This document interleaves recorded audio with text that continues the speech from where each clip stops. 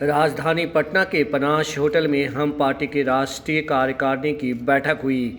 इस बैठक में पार्टी को आगे बढ़ाने और 2024 के लोकसभा चुनाव जीतने समेत कुल 15 एजेंडों पर चर्चा हुई।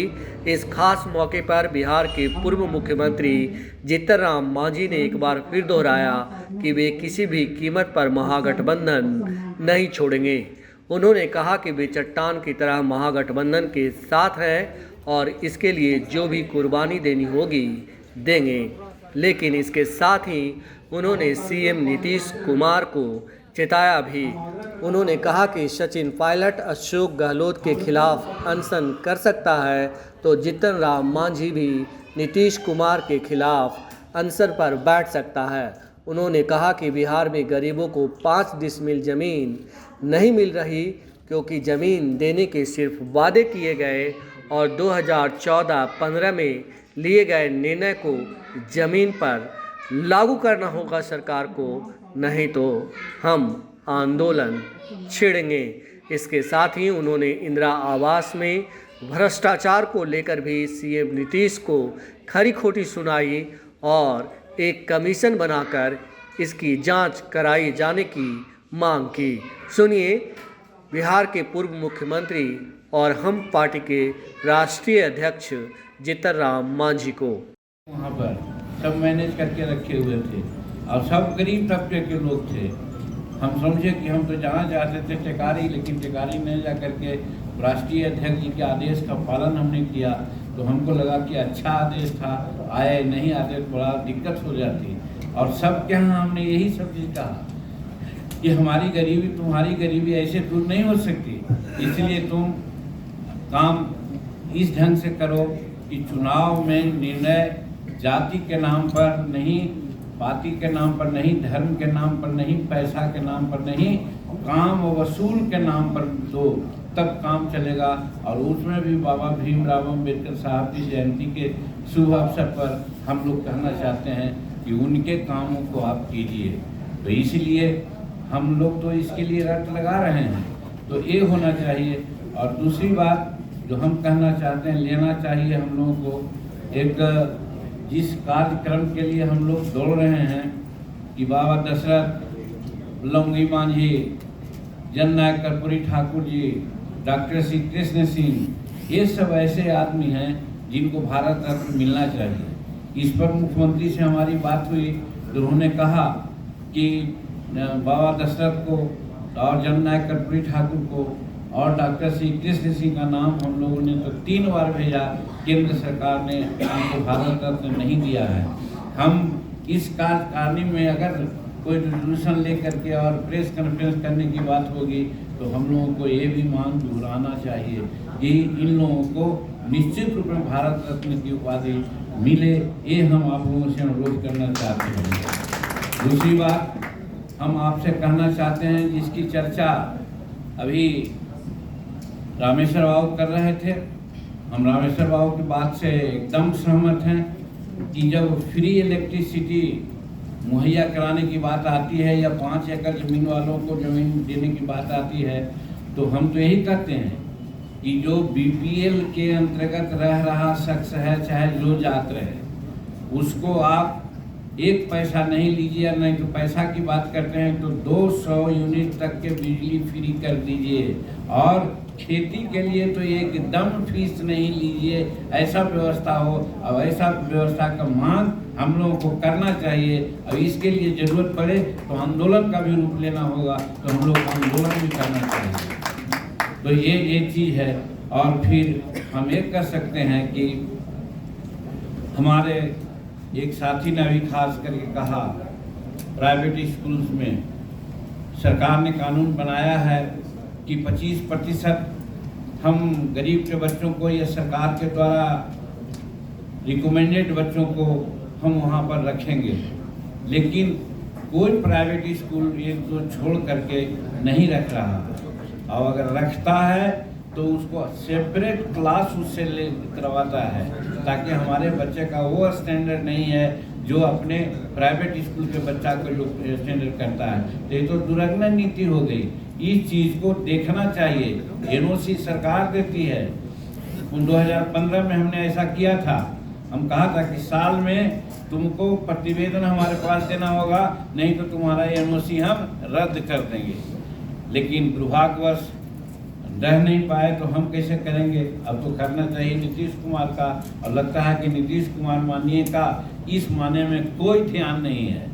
तो ये ध्यान भी दिलाने के लिए नीतीश कुमार पर जोर देना चाहिए, आंदोलन करना चाहिए, ये मैं कहना चाहता हूँ। और ये भी कहना चाहता हूँ कि ये जो हमारे पास बाबा भीमराव अंबेडकर ने दो फार्मूला, अनेकों फार्मूला अपनाया था, दिया था। उसमें कहा था कॉमन स्कूल है 131 MP है और 1000 MLA है। लेकिन कॉमन स्कूल सिस्टम की शुरुआत 2017 से हम लोग ताल कटोरा स्टेडियम से करना शुरू किया है और हर मीटिंग में हम कर रहे हैं। आज संतोष ऐसा है कि एक महाराष्ट्र से एक दल आया है बुद्धिस्टों का, वो आज आया था हमसे मिलने के लिए, और वो बोल रहा है कि पता नहीं आपको बिहार में क्या समझ रहा है, समझ में नहीं आता है। हमारा महाराष्ट्र में तो आपको सेकंड अम्बेडकर मान रहा है, आप वहाँ चलिए और प्रचार कीजिए और समूचे लोगों को एकत्र कीजिए। आप भी एकत्र कर सकते हैं गरीबों को, दूसरा नहीं कर सकता है, वो कहने के लिए आया था। और कल यहाँ कौन गांव है कोच के नज़दीक में, शहर तेलपा में कल उसकी मीटिंग है, उसमें हमको बुलाया है। उसमें कह रहा है कि 20-25 हज़ार आदमी लोग आएंगे और हम लोग समस्त बिहार नहीं समस्त देश में बाबा भीमराव अम्बेडकर के फॉलोअर पैदा करके राजनीतिक रूप में भी आगे हम बढ़ना चाहेंगे। और वो खोल करके कहता है कि अभी उसका नेतृत्व आप ही कर सकते हैं। तो ठीक ही आप लोगों ने कहा कि हिंदुस्तानी अवाम मोर्चा सेकुलर का जड़ सिर्फ बिहार में नहीं है, अब समस्त हिंदुस्तान में इसका जड़ है।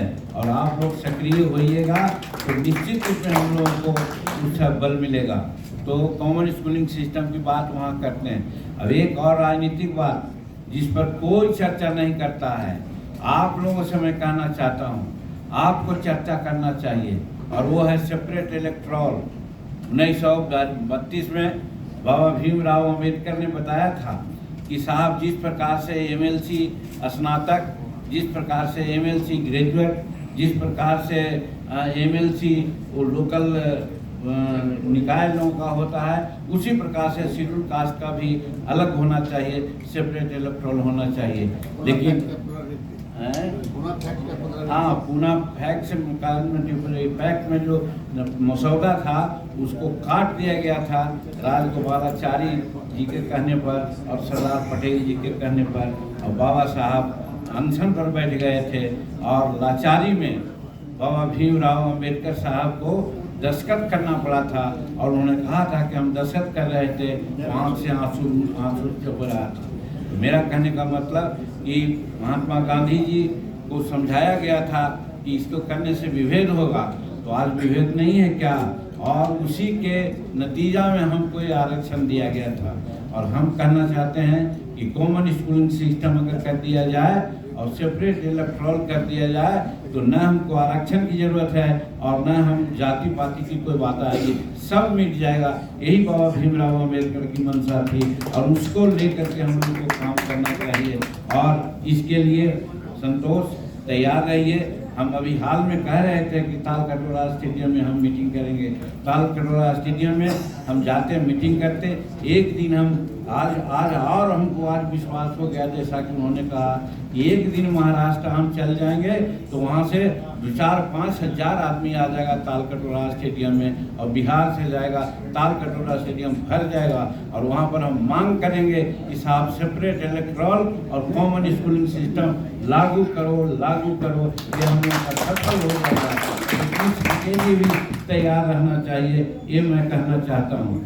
तो इसी तरह से बहुत सारी बातें हैं, लेकिन जो निर्णय लिया गया है और जो प्रस्ताव आया है उस प्रस्ताव में के अनुसार आप लोगों को बना दिया जाएगा, और बना देने के बाद पास करवा लिया जाएगा और आगे का काम किया जाएगा। बहुत समय हो गया, 4 बज गया है।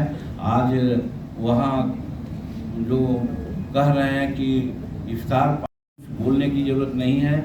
हम गुरु मंत्र के रूप में बाबा भीमराव अम्बेडकर की 2-3 बात जिसकी चर्चा हमने किया और जिसकी चर्चा किया, तनिको घबराने की ज़रूरत नहीं है।